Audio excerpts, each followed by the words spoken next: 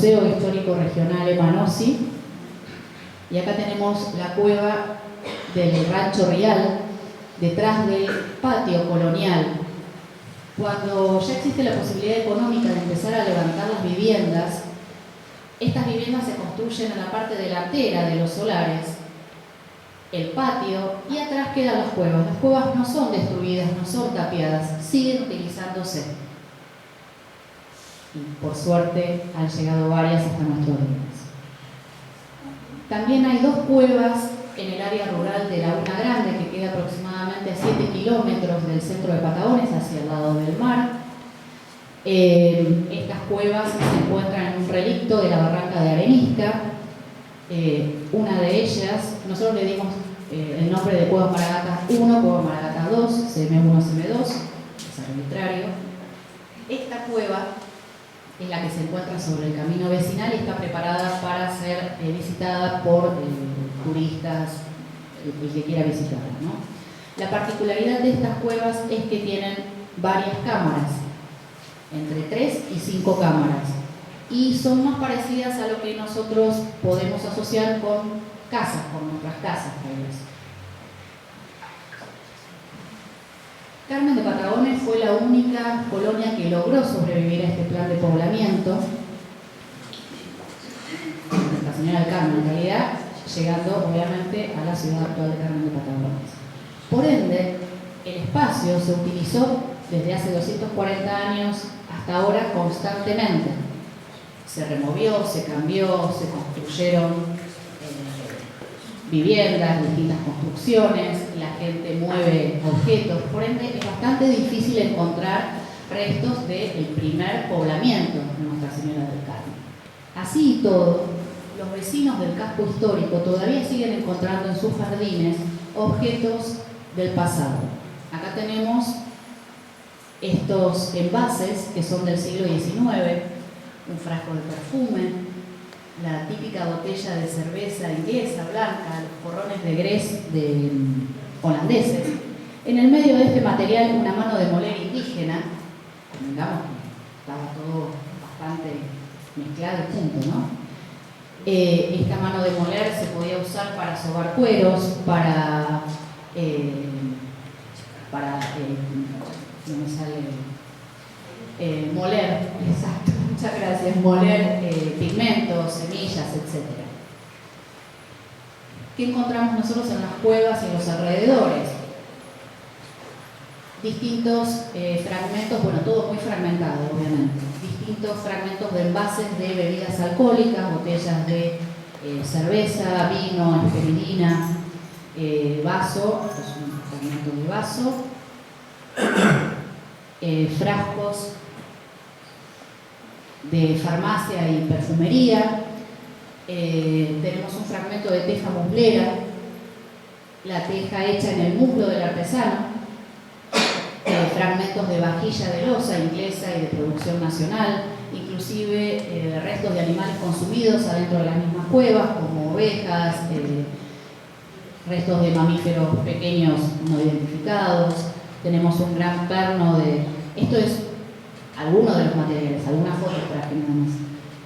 Un perno de hierro que puede ser de carro o está relacionado con los durmientes del ferrocarril. El ferrocarril pasa bastante cerca de las cuevas de Laguna Grande y una de las cuevas tiene sus techos apuntalados por unas grandes, gruesas vigas de madera que pueden llegar a ser durmientes del ferrocarril.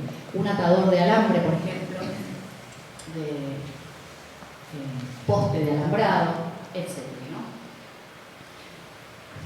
Entonces, el trabajo arqueológico nos permite inferir distintas prácticas domésticas, sociales y de producción, como por ejemplo la preparación e ingesta de alimentos, el consumo de bebidas, ciertas prácticas de higiene, cuidado personal o medicinal, el mantenimiento y refacción mismo de las viviendas. Las cuevas en sí, como les decía, son una fuente de información fundamental sobre las técnicas constructivas, la reutilización de materiales, el mantenimiento y reformas de las mismas a lo largo del tiempo. El material nos da una cronología desde finales del siglo XVIII hasta entrado el siglo XX, y voy a ir un poquito para atrás para hablarles este cuello de botella que es muy antiguo, muy antiguo para mí, ¿no? Finales del siglo XVIII, es el fragmento de una botella del tipo inglés, negra, está hecho totalmente de forma artesanal, de paredes muy gruesas, el tipo está pegado a mano. Este es el objeto más antiguo que se encontró dentro de estas formas. Asimismo, incorporamos estudios de fuentes primarias, como les decía, orales, escritas y gráficas, y secundarias también. Junto a los vestigios arqueológicos contribuyen a la recreación del panorama social de los primeros pobladores en esta colonia patagónica. Las fuentes de primera mano que consultamos fundamentalmente fueron los libros parroquiales de la capilla del fuerte de Nuestra Señora del Carmen, que fueron facilitados por el archivo histórico del museo Emanossi, que los tenía digitalizados, así que nos ayudó mucho en nuestra labor. El primer libro de matrimonios y el segundo libro de bautismos, porque el primer libro se quemó. También estudiamos árboles genealógicos, mapas y fotografías antiguas. Realizamos entrevistas a descendientes directos de los primeros pobladores, octava y novena generación de maragatos, se autorreconocen como maragatos, así como a vecinos del casco histórico de Laguna Grande y entendidos en el tema de Carmen de Patagones.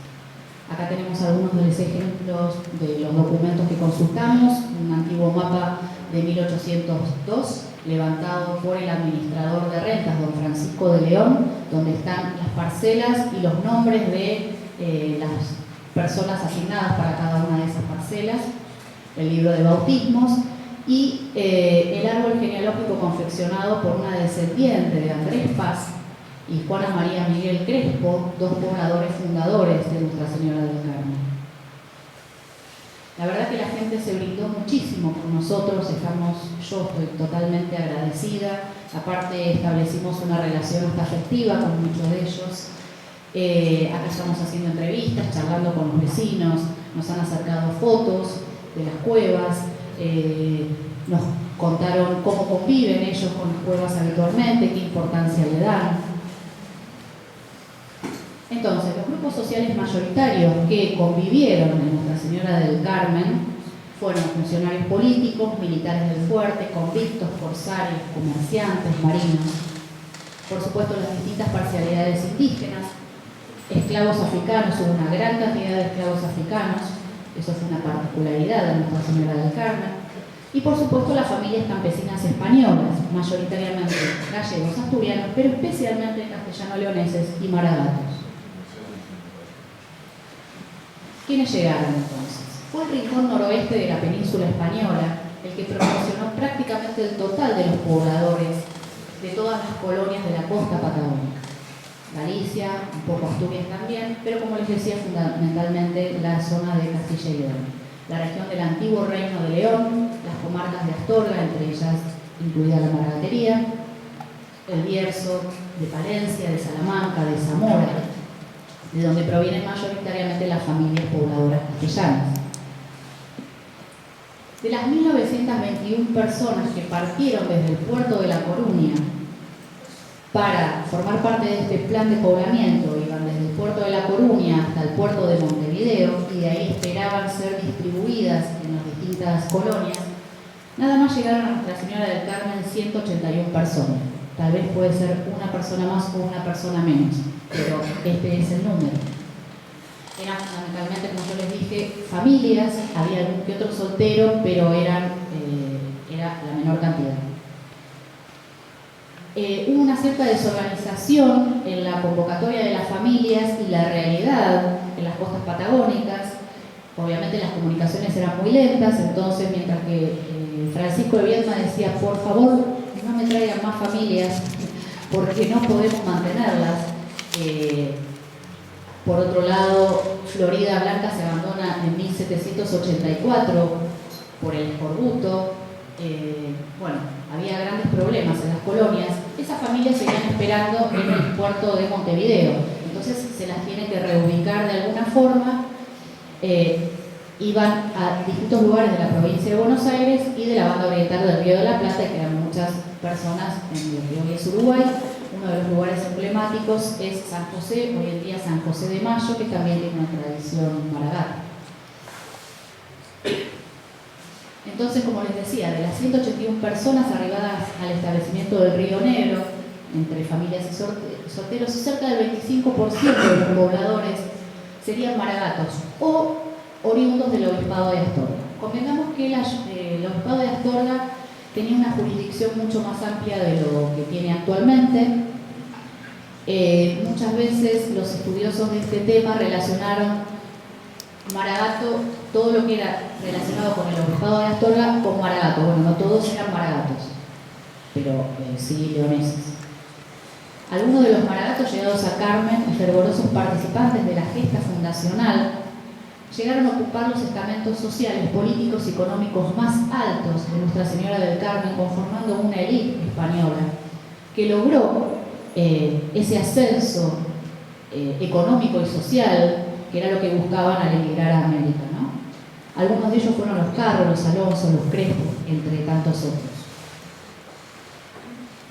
Investigando entonces los libros parroquiales, es notoria la cantidad de familias provenientes de distintos poblados correspondientes al Obispado de Astorga, como Ponferrada, Benavente, Villafranca, del Bierzo, lo que entendemos que estaría relacionado con la maragatería, además de personas provenientes directamente de la maragatería, como de villas como Turienzo de los Caballeros, Piedrasalva, Fonsalvadón, Tabladillo de Maragatería, Matanza, entre otros. Por otro lado, existen muchos pobladores originarios de pequeñas localidades que circundaban a la maragatería en el siglo XVIII y que formaban parte de los caminos que transitaban los maragatos comerciando sus productos, como por ejemplo Vega de Infanzones, Sanabria, Grajal de Campos, Escobar de Campos, Villa Creces, etc. Entonces, la actual investigación, luego de lograr el correlato en España, aporta nueva y relevante información que unifica ambos continentes, identificando fuertes lazos entre Castilla y León y el poblado fronterizo de la Patagonia. Acá traje algunos de los nexos que podemos ver en cuanto a las herramientas. Por ejemplo, el tradicional arado de tipo dental o romano de amplia difusión en los reinos de Castilla y León, también conocido como arado castellano, fue el que trajeron los primeros pobladores a Nuestra Señora del Carmen.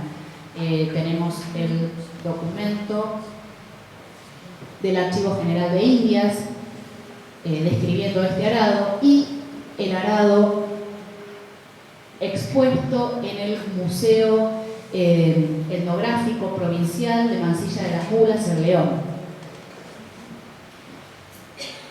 También podríamos encontrar coincidencias entre las cuevas hogar y las casas maragatas, tanto las casas de los arrieros de la alta burguesía maragata como las casas más humildes de los labradores, como esta por ejemplo,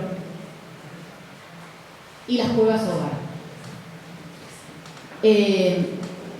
Veamos que estas viviendas repiten este patrón: una única puerta de acceso, escasos ventanucos hacia el exterior, donde la circulación de aire era bastante deficiente y existía bastante poca luz.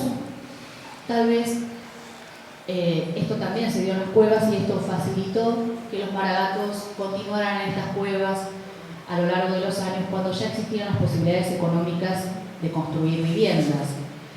Tal vez este carácter también ensimismado de ellos lo facultó a vivir en estos lugares. Convengamos también que el ambiente patagónico de meseta árida es bastante similar a la zona de donde provenían, a la meseta castellana, una zona también árida, con unas amplitudes térmicas muy marcadas.